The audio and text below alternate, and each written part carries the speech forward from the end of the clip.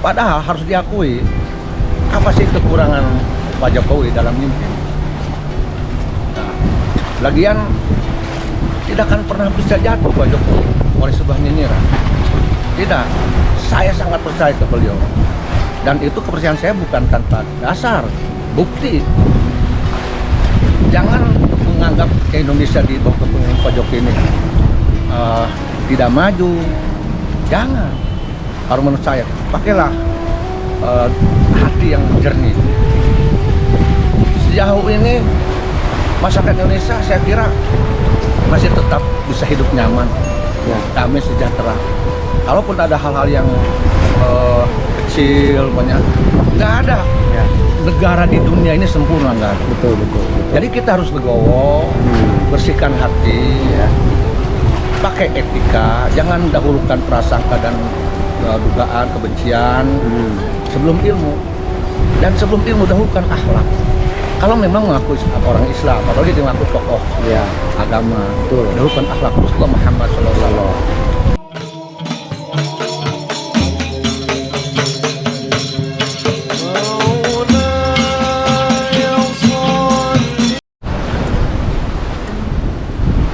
Bang Bisadayana, Mang Sejo akan mewawancarai Abang perihal perpolitikan nasional ya yang terjadi saat ini. Kita tanya pandangan Abang terkait pertama presiden kita ya yang sebentar lagi akan lengser pada tahun 2024. Sekarang juga sudah mulai ramai soal narasi-narasi politik identitas yang memecah belah umat. Kita tanya. Selamat sore, Bah. Selamat sore. Assalamualaikum warahmatullahi wabarakatuh, Bah. Waalaikumsalam warahmatullahi wabarakatuh. Saya Sejo Kulhu dari media jurnalis Banten Bersatu, Ngepul Kahayang TV dan YouTube Sejo Kulhu. Pertama, saya ingin bertanya kepada Abah tentang orang-orang atau kelompok yang benci menjelek-jelekan Pak Presiden kita nih, Pak Presiden Jokowi. Menjelang Pilpres 2024 dari oknum yang mengaku bawa-bawa ayat-ayat Islam, Bah. Seperti ya politik identitas seperti itu. Bagaimana tanggapan Abah soal itu? Apa tidak jenuh ngejelek-jelekin Pak Jokowi? Dan ngejelekkan Pak Jokowi, menghina Pak Jokowi, bukan malah menjatuhkan kalau menurut saya. Justru itu menguatkan posisi. Karena Allah akan selalu bersimpati ngebela orang-orang yang dihina. Dan kemudian apalagi jika menghina seseorang dengan mengatasnamakan dalil, ayat, dan agama Islam, itu kalau menurut saya penghinaan atas dalil tersebut, pelecehan. Lagian kan apa sih yang harus dijadikan persoalan?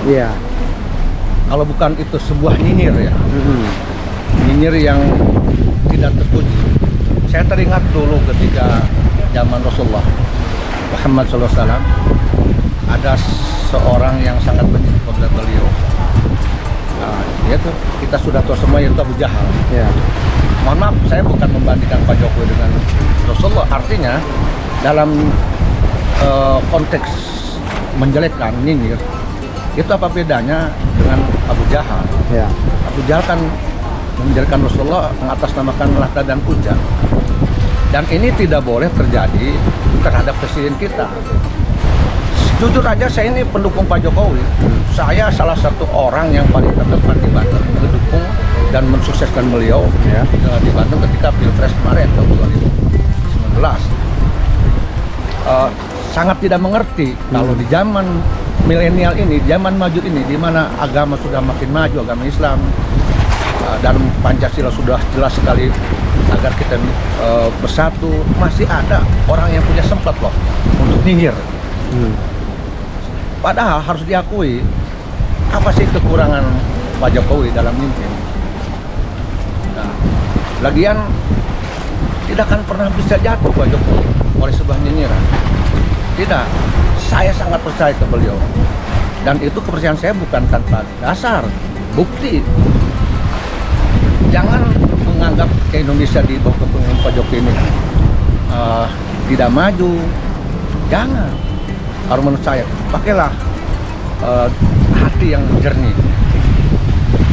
Sejauh ini masyarakat Indonesia saya kira masih tetap bisa hidup nyaman, Ya. damai sejahtera. Kalaupun ada hal-hal yang kecil, banyak, nggak ada. Ya. Negara di dunia ini sempurna, nggak ada. Betul. Jadi kita harus legowo, bersihkan hati, Ya. pakai etika, jangan dahulukan prasangka dan dugaan kebencian sebelum ilmu.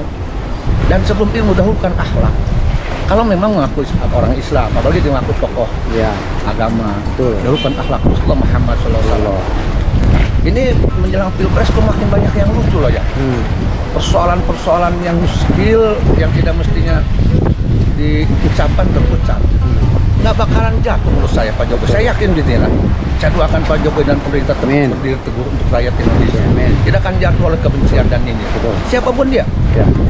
masuk oleh orang yang tokoh agama. Betul. Harus diingat loh. Ya. Kami nih dan santri saya, insya Allah selalu akan berdoa untuk Indonesia, untuk rakyat Indonesia, termasuk umat Islam, Ya. untuk seluruh rakyat, baik dia dari golongan Hindu.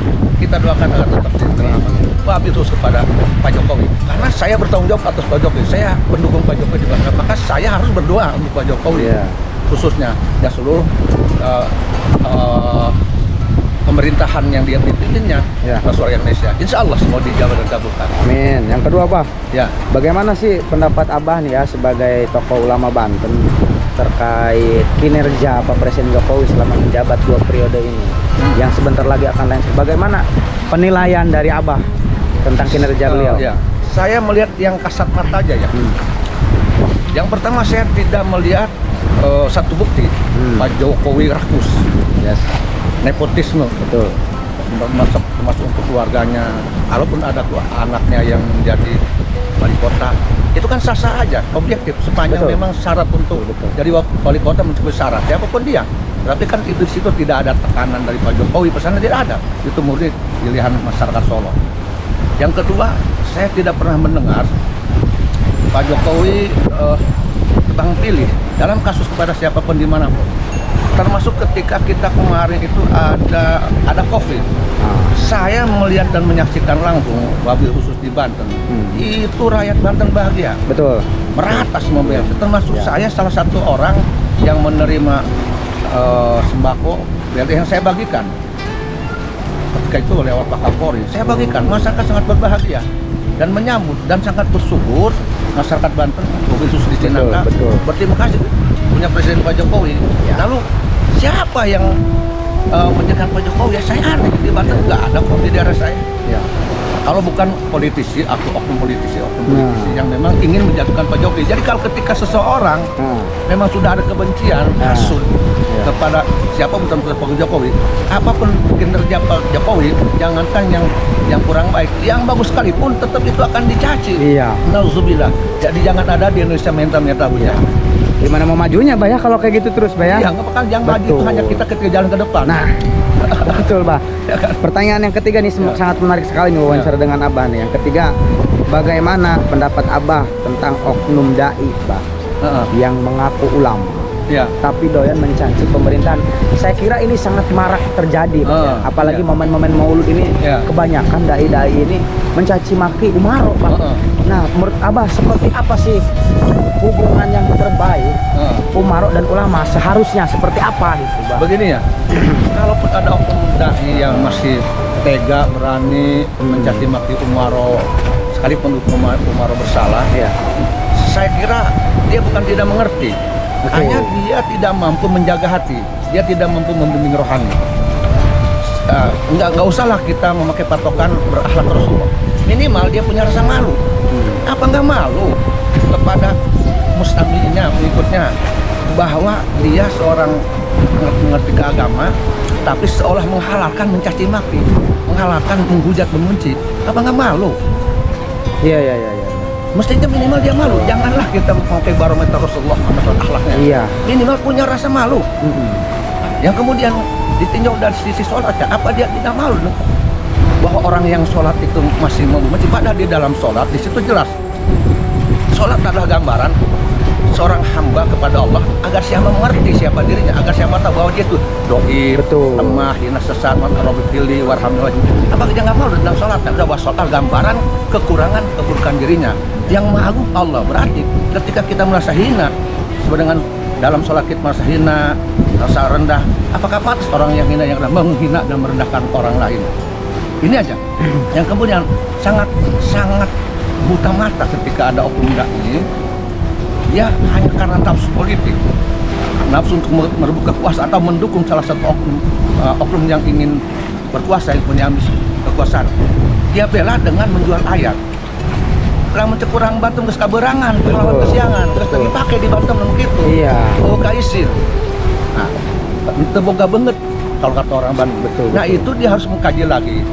Apakah di dalam dakwahnya dia berpikir dan bertasawuf atau hanya berpikir dan bertasawuf? Nah, ketika seorang dai hanya berpikir tanpa bertasawuf, mohon maaf, menurut saya jangan dulu manggung. betul. Lebih jangan dulu manggung. Apalagi kalau manggungnya di Banten, mohon maaf, mendingan pulang. Banten tidak akan menerima dai yang seperti itu. Dan jangan ada di Indonesia orang seperti itu. Menarik. Yang terakhir bah nih, Ya. terkait paham-paham atau ideologi transnasional yang sekarang sedang marak. Mereka yang sekarang menguasai media sosial, bah, menyebarkan paham-paham gampang-gampang mengkafirkan seseorang, menyesat-nyesatkan atau dikenal orang bahwa ini golongan Wahabi gitu ya, Ya. paham Wahabi lah di Indonesia. Mereka bagaimana sih kaitannya dengan persatuan umat Islam Indonesia dan Pancasila Persatuan Indonesia? Mereka ini kan mengatasnamakan untuk persatuan Islam Indonesia, Ya, begitu, bah. betul. Nah, apakah bertentangan, bah, jika mereka ini mengatasnamakan persatuan Islam Indonesia, sedangkan kita ini ideologi falsafah bangsa yang tertinggi adalah Pancasila, Ya. Negara Kesatuan Republik Indonesia. Nah, seperti apa, bah, ini? Begini, kelompok-kelompok yang ada di negeri kita, kemudian katakan dia itu berpikiran takfiri, dari sisi atau dari perspektif Pancasila, jelas dia tidak berpancasila. Oh, Dalam iya. Pancasila ada Betul. persatuan Indonesia. Betul. Karena akibat hujatannya, justifikasinya kepada saudara Muslim, fitnah, musyrik, kafir, itu jelas akan merusak persatuan Indonesia.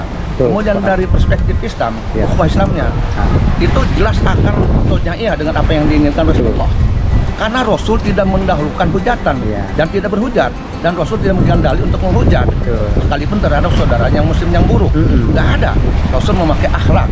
Maka ketika dia berusaha untuk persatuan Islam, maka dia kazib. Dan berbahayanya ketika seseorang kelompok itu sudah menjustifikasi kelompok umat Islam yang tidak sepaham dengan dia, dengan musyrik, kafir, takfir. Biasanya orang harap psikologi, orang yang kalau sudah berkeyakinan seseorang musyrik dan kafir, itu akan menimbulkan radikalisme, arogansi, yang dimana jika dia punya kesempatan, apa yang dilakukan oleh orang yang dianggap musyrik, takfir, bid'ah itu akan melakukan kekerasan, penghancuran makom-makom wali yang dianggap musyrik. Betul. Bisa juga majlis-majlis yang dianggap kalau dia majlis untuk membuat kesesatan menurut dia. Ini akan menimbulkan arogansi, radikalisme. Yang saya dengar dalam salah satu berita di YouTube, bahkan pemerintah Saudi Arabia sekarang ini sudah menangkap tokoh-tokoh oknum-oknum Wahabi, di mana menurut pemerintah Saudi Arabia, kalau tidak salah, kalau tidak saya luruskan ya, kalau salah ini saya luruskan ya, takutnya itu kok, bahwa pemerintah Saudi Arabia yang sekarang ini menangkap tokoh Wahabi Salafi takfiri yang menghancurkan makom-makom ulama, yang sudah radikal, menghambat kemajuan di Saudi Arabia. Betul. Tidak mungkin di Indonesia kan begitu, menghambat persatuan Indonesia, menghambat persatuan Islam, sehingga kemajuan Indonesia, kemajuan Islam Indonesia akan terhambat, akan menjadikan sebuah perpecahan, bukan bisa beri sebuah perang saudara. Jangan ada di Indonesia. Wahabi takfiri yang ada. Iya, yang lucunya lagi kemarin saya juga nonton berita, Bah. Di Arab itu sekarang udah dibuka bioskop, Bah. Berarti mereka ini sangat ketinggalan banget, Bah ya. Betul sekali. Lucu tuh kan, Bah ya. Betul sekali. Oke. Ada lagi, Bah, terakhir lah mungkin pesan Abah untuk masyarakat Indonesia. Ada nggak kira-kira strategi Abah untuk menghadapi konstelasi politik? Apalagi Abah punya nggak kira-kira solusi biar tidak terjadi politik identitas, Bah, membawa satu agama, suku dan sebagainya untuk kepentingan politik? Saya mengajak menghimbau untuk saudara saya seluruh Indonesia, berpikirlah dewasa, bangunlah rohani kita, tafakuri apa makna persatuan Indonesia, syukuri menjadi warga negara Indonesia dan seperti punya negara Indonesia. Kemudian cobalah kita orang bilang move on, cobalah kita berpikir maju dan hati yang maju agar kita jadi orang yang bermanfaat Indonesia dengan cara tidak menghujat, tidak mencaci maki yang kita anggap buruk, tapi kita bijaksana, kita ajak ngobrol, kita bicara, luruskan dengan cara yang baik. Yang kemudian cobalah kita punya rasa malu. Kita jangan hanya pandai mencaci maki, menimbang perdebatan, adu domba, tanpa kita sendiri punya karya di negara Indonesia ini. Benar. Pak Jokowi walau bagaimanapun, bagi orang yang sehat, yang normal, yang jujur, harus diakui. Betul. Bagaimanapun beliau punya karya. Sudah berapa tahun jadi presiden, rasa manfaatnya ada jelas. dari berapa juta rakyat Indonesia. Dibandingkan mereka yang hanya menghujat, keluar-keluar, mana jasa mereka? Nggak ada yang maksudnya tidak bisa menyentuh langsung. Nah, janganlah keirian pada seseorang ini sampai tidak menghormati presiden sebagai lambang negara Indonesia. Jadi saya sebagai warga negara sangat sedih, kecewa ketika ada oknum warga negara Indonesia yang mencaci presidennya. Masya Allah, itu nyontoh siapa? Nggak ada yang harus dicontoh, kecuali mungkin mencontoh Abu Jahal menurut saya. Gitu Bah, menarik. Ini kesimpulannya sangat menarik sekali Mamang Bisadayana. Jadi daripada kita mencaci Bapak Presiden Umaro kita, eta nan ngaranna mendingan orang apa yang sudah kita perbuat untuk kemajuan Indonesia dari hal-hal kecil. Pak Presiden mah geus ngabangun gagah karasa tersentuh di urang mah boro-boro karasa urang kelas kecamatan desa kampung lagi teu bisa mending kene urang tapakur urang introspeksi urang sabangun anjing Indonesia minimal kampung. Nah bener Bah, ulah ngabeungeut badak tuh kan. Jadi gitu Bah, atur nuhun Bah sudah diwawancara di channel ini Bah. Semoga Abah sehat selalu, diberkahkan, dipanjangkan umurnya Bah ya. Selalu apa Bah? Insya Allah saya Yusuf Al-Mawrok, insya Allah saya akan tetap dukung dan doakan Pak Jokowi sampai ke tahun 2024. Amin. Saya akan doakan. Amin. Tidak ada satu pun yang bisa merongrong dan betul Bah, termasuk kepada suara rakyat Indonesia. Saya doakan Indonesia semoga selamat. Amin. Indonesia selamat, rakyatnya selamat, presiden selamat, pemerintahnya selamat. Bismillah bikuatul qudrati karamatillah. Ya. Bah, atur nuhun Bah ya. Sama-sama. Kurang lebihnya mohon maaf. Wallahu muwaffiq ila aqwamit thoriq. Assalamualaikum warahmatullahi wabarakatuh. Jangan lupa subscribe, like, comment, and share video ini.